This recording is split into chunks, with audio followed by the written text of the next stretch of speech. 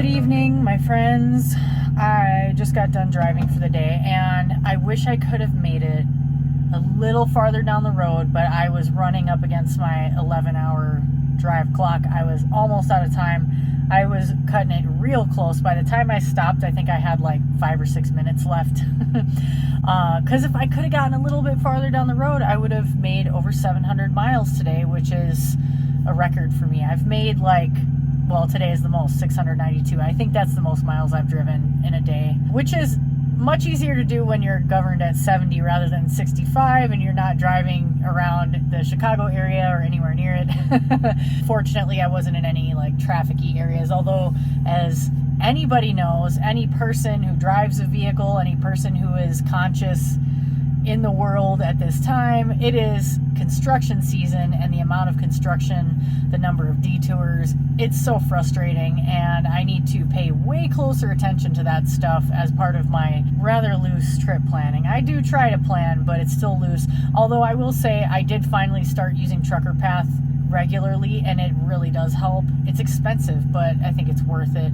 So I use Trucker Path, I use my Garmin, I cross-reference with Google Maps, and sometimes I'll bust out, Truck Maps? Truck Maps? I don't know if I said all of that right. I'm using Garmin, I'm using Trucker Path, I'm using Google Maps sometimes as a backup, and then I really like Truck Maps for looking at entrances and exits and stuff, and it's a little bit better in terms of the satellite view they give you, and you can actually select a truck entrance, but I haven't had to use it in quite a while. Anyway, I'm surprised I'm as lively as I am because I am very tired and I feel a little bit zombie-y, but maybe I'm getting a little more endurance, who knows. So tomorrow is the day that I have the 11 p.m. delivery, and I'm gonna have no problem making it because I drove my ass off today. So I only have about 8 hours left on the trip. It's gonna be weird though, because instead of my usual getting up really early, I'll be starting off later, and today I started a little bit late too because yesterday was the day that I sat for 9 hours waiting for that load to be ready. So it works out okay. I guess in one sense, yes, it put me in a bit of a rush because I'm gonna have to strategically use my clock in order to make it to the next pickup, because the place I'm picking up at the following morning, they close at 2 p.m. and it's a holiday weekend, and so the only way I'm going to get out of Idaho the day after tomorrow is to do everything correctly from here on out. So it's kind of down to the wire, and that's thanks to that company, and that's just such a common thing that we drivers deal with, where we are held up at one place and it causes us problems down the line because it's just a domino effect, and it happens to all of us, and especially when you're dealing with food. And that's why the more I think about it, the more appealing flatbed sounds because I'm not going to be dealing with food. Not that it doesn't have its own set of stresses and headaches, and especially the physical aspect of it, but I kind of get off on those types of challenges. I like things that are difficult and kind of unpleasant for other people, like the elements. I was talking to my dad on the phone earlier today, and I was talking about flatbed, and I can't remember what he said. He said something about being out in the weather, and I was like, yeah, but you know what's weird? I was thinking back on one thing that always sticks out in my head. There was a video I made when I was newly on my own driving the Conestoga, when I was a real new driver, and I was in probably my 5th week of driving after having gotten my CDL and taken 2 months away from driving completely. So I was starting all over, and I was driving a 2004 Volvo with a 10-speed and I was not good at anything yet. I just remember having to pick up on this day where it was like a deluge. It was pouring, and it was in a dirt lot, of course, and I had to secure this load, and the way that facility was set up, you couldn't be indoors. You had to do it out in the open. So I had no choice but to pull back that Conestoga and get totally drenched. And I was wearing my Carhartt sweatshirt that is kind of rain resistant, and it's heavy, and it was completely soaked through. So I basically got back in the truck, which didn't have privacy curtains. I was faced away from the building, and I changed my clothes really quick because I was soaked to the bone. And right after I got in my dry clothes, another truck pulled around, and that was that guy waiting or no, the truck didn't pull around. That's right. It was one of the employees came around and like knocked on the door and was like, hey, can you move, basically, because the next driver's here to get loaded. And I was like, well, that was cutting it close. But when I think back on that day, I loved it. I loved getting drenched. I loved the challenge of being out in this like cold pouring rain, securing this load and being like, what am I doing? This is crazy. I love that kind of stuff. I don't know what it is about me, but I really like being in situations with the weather, with the elements, doing a physical task. Like, it was like when I was moving furniture and having to like carry a piece of furniture with a teammate from the back of this vehicle across someone's like snowy, icy walkway in winter in Chicago because they didn't properly prepare to have someone delivering their new credenza or something. And I did that, and I was good at it, and I like that because I like doing things that are difficult. And I don't know, man, I have issues. So anyway, what was I gonna say? There's something else I was gonna say. Just basically that I just have to strategize my day tomorrow, so it'll be a late leave. I have to leave late so that my clock doesn't run out by the time I get to the delivery, and it's a place with lumpers. So basically what I'm hoping they have, the setup I hope they have is that I can drop my trailer in the door and then just park and go off duty. It's going to be something along those lines, but we're going to make it happen within the constraints of our legal responsibilities per the Department of Transportation. That's what we're going to do tomorrow. So I'm not tripping about doing a late delivery. I'm just going to take it in stride, and I'm going to say one more time that my dispatcher is everything, man. She talked it through with me and told me how exactly to make sure I made it work. And it's really cool when you're stressed about something and the dispatcher is trying to work with you, and instead of them just giving you like pressure, like this one-sided pressure, they're patiently talking you through how to strategize through the situation to make sure everything happens the way it needs to happen. It's a night and day thing. There's a lot of people doing dispatch out there that I kind of think they have the iron fist approach, and you really need someone that can just be patient. She's great. I feel really fortunate to have her as the person that I work with, because if I didn't, I don't know. I'm a doofus. I remembered what else I was going to tell you guys. Okay, so like many of you, I'm sure, I've been missing some of my favorite shows because of the writer's strike, although as a writer myself, I fully support the writer's strike, and I hope that they get all of what they deserve, because I think they're probably very deserving of taking this action in order to get better pay, working conditions, etc. Like most workers, we all should. I'm not going to do it. Anyway, but I need to find entertainment, because some of the stuff I usually watch is not available when I get done working. I like to watch something funny. I usually watch my night shows or something. Well, instead, I'm going to a standby tried and true, which is Key Peele. I'm obsessed with Key Peele. I love comedy in general. I really love comedy, but Key Peele is something I never get sick of, and they have all these like compilations on YouTube. So, so something I've been thinking about telling you guys for a long time. It's really silly, but one of my favorite sketches is the one where they're on the plane and there are these two like really weird guys that are talking about how they're gonna how they're prepared for the Terrys, and by Terrys they mean terrorists, and they're saying all this crazy shit, and they have crazy hair and like crazy facial hair, and it's hilarious. The sketch is so funny, and I'm not going to try to imitate their voices because that would be super weird, but I will include a link, because in the sketch they have all these funny like weird slang like that they made up, like ridiculous slang that no one actually uses, and one of the things they say is like Drax them's clowns, right? Who knows what that's supposed to mean exactly? Well, I don't know how this got translated in my brain, but I was watching that sketch, and the sketch made me laugh, and it was in my head, and then I was thinking about sliding tandems, and so I started thinking about like sliding the tandies. Like I started thinking of them as tandies in my head, but I'm hearing it like they say it. So I know that's ridiculous and probably stupid, but I just wanted to share it anyway, that sometimes to make myself laugh, I use weird made-up terms in my head that sort of came from Key Peele in a weird adjacent fashion. Anyway, that's all I got. That was all I was gonna say. I'm weird. I don't know what to tell you. Good morning from Echo, Utah. I just had a level 3 DOT inspection, my first ever inspection, and I passed that shit.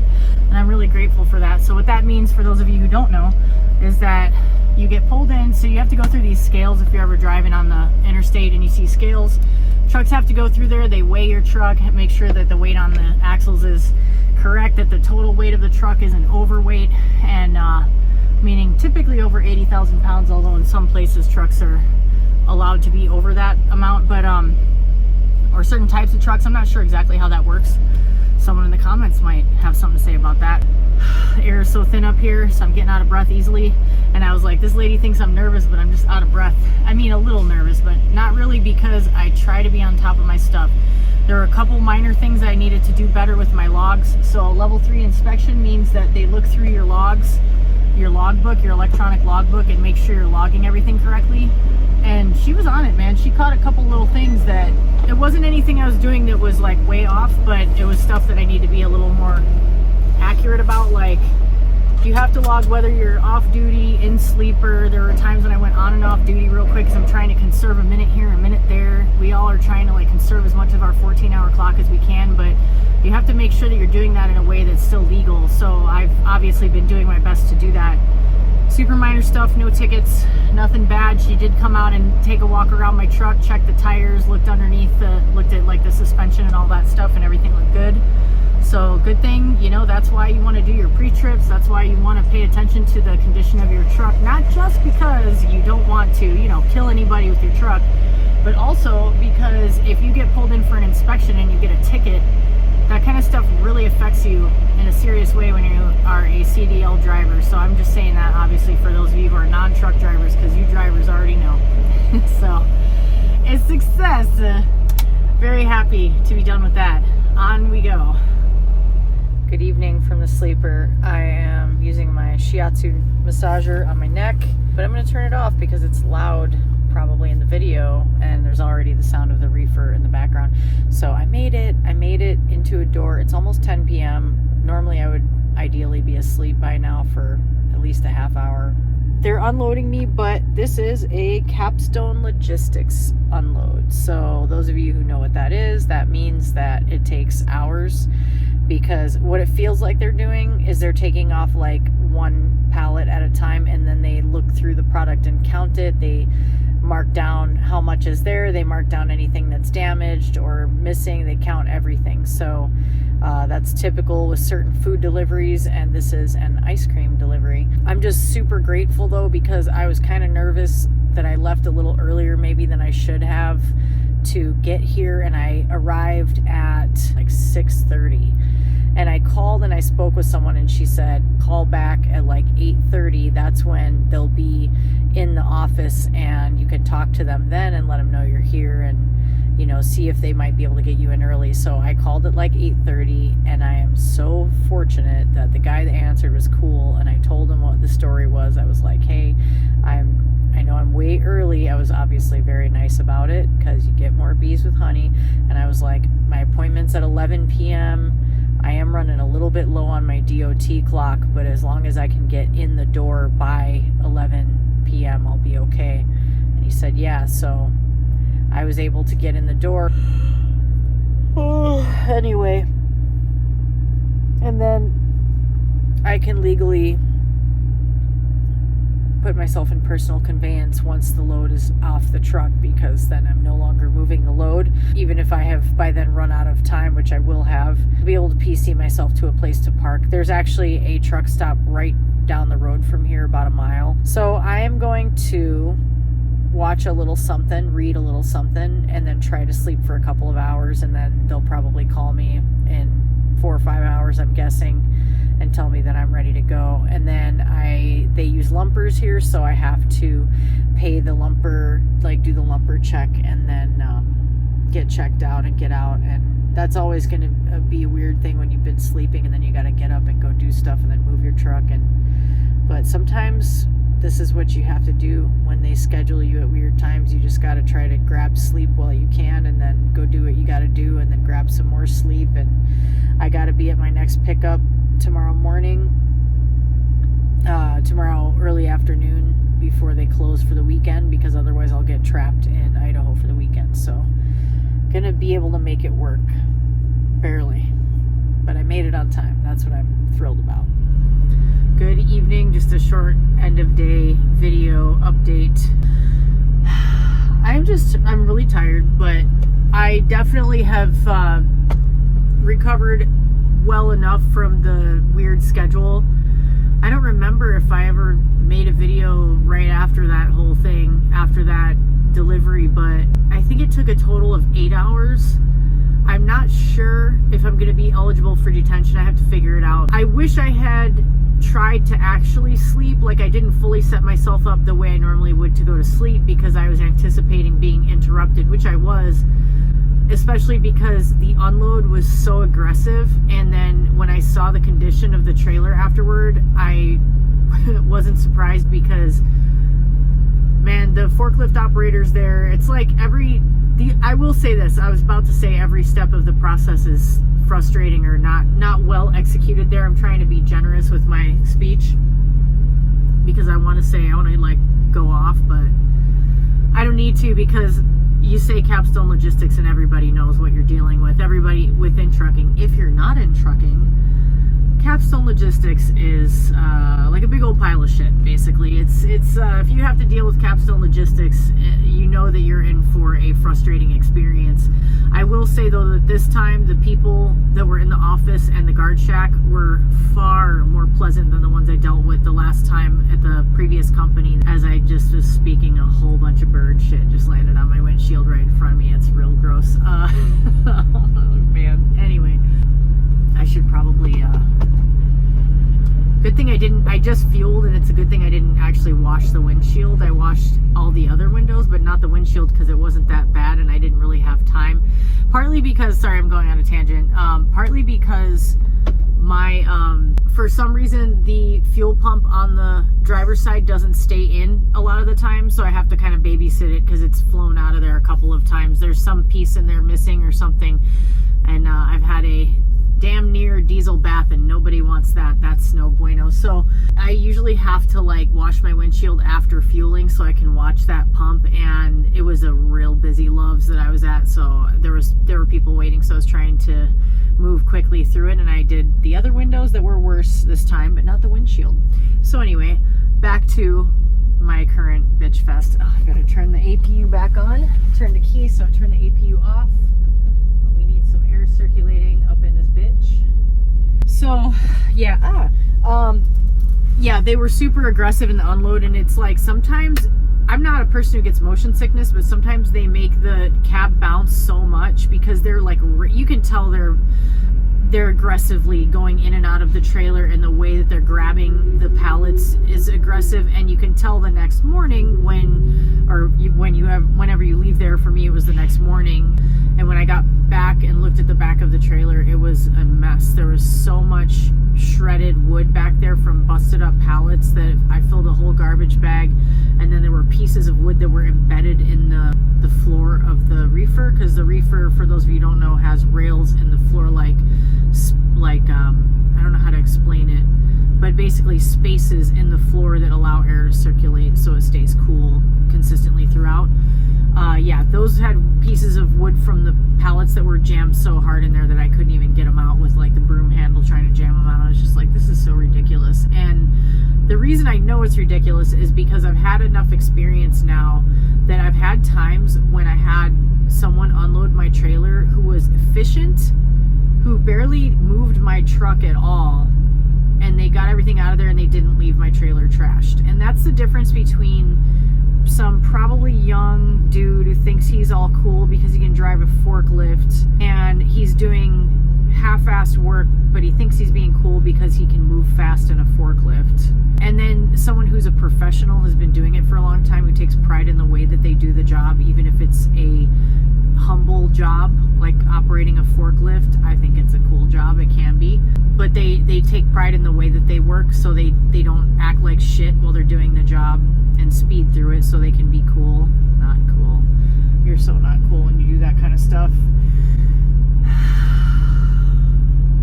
Anyway, I'm feeling agitated by all of this. I'm feeling agitated by being in these environments where I see so much garbage and so many piss bottles on the ground, and I know that it's because there are all these men around me who are actually overgrown little boys who think that their mommy is following around behind them and picking up their garbage so they will throw things right out of the window of their truck.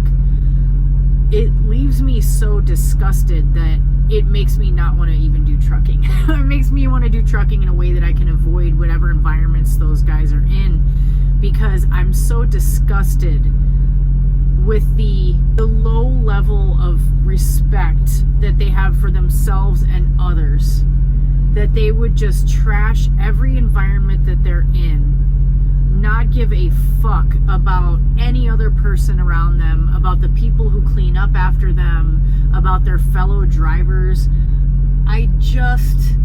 It's an entitlement. It's an attitude of entitlement to just not give a fuck about anyone but yourself. And you truly don't even respect yourself if you behave that way. If you throw your trash and your piss bottles on the ground routinely and you think that that's fine, you are a person who is operating without a modicum of self-respect, and you definitely don't know what modicum means, so I don't know why I used a fucking obnoxious big word like that. But I'm even letting the swears out because I'm just so disgusted.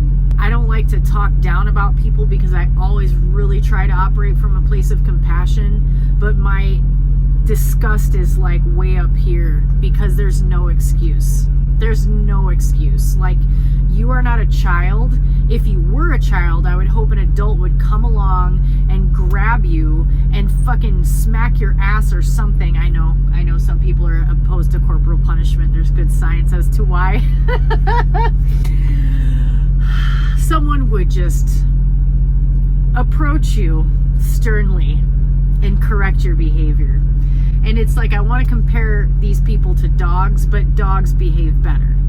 Truly. So yeah. Let's have a moment of zen, because these people are going to exist whether we like them or not, and they're going to be in the environment of the trucks are in, and it is what it is. So I have been feeling frustrated by that. Sometimes it starts to wear me down. It's about this time when I've been on the road going into my second week, and I'm just like, I don't want to be around this shit. I don't want to be in these environments. I want to do my job and kick ass and all that stuff, but I don't know. So anyway, I'm headed back toward my company's terminal with the load I picked up after that Capstone load, and I'm going to have a short day tomorrow, which is great. Oh, the other thing that's really been grinding my gears today is that my cruise control just stopped working. It's been intermittently going out, and it does this thing where you'll press the button to turn it on and you'll just see a little gray line, and occasionally then it'll just start working again, and it'll work for a long time, then it'll stop working. So I tried doing the battery disconnect and turning the truck off and turning it back on, and it didn't work. I did that twice today. I did it once for like 10 minutes and once for 22 minutes because I had been told at my previous company 21 minutes was the magic number to reset the Freightliner computers. I'm real annoyed though. It sounds like a petty complaint, and I've seen stuff on like comments in the Smart Trucking channel where, you know, there's old super truckers that are like, I don't think they should even have cruise control in trucks and, you know, steering wheel holders and all this silly shit. Get out of here with that. Cruise control is a very practical thing to use when you're sitting for long periods of time and you don't want to have things like your foot and calf cramping up when the conditions are dry, and it is perfectly reasonable to be using cruise control, and when you can't use it, it's real frustrating. I also like to use it. It can be very helpful for managing speed to keep you from getting too close to people when you're going up and down hills and you have people driving around you who, frankly, many of whom are assholes and like to pass you because they can pass you a little faster because maybe they're loaded lighter or their truck is faster, but then they don't even give you half a truck length and get in front of you. That is some shit. Same people that throw piss bottles out their truck, I'm pretty sure. Okay, I'm going to stop ranting. You guys don't see me get this pissed off too often, I hope, because I don't want to always be ranting, but I'm over it today. I am fully over it, so that's all I got for you.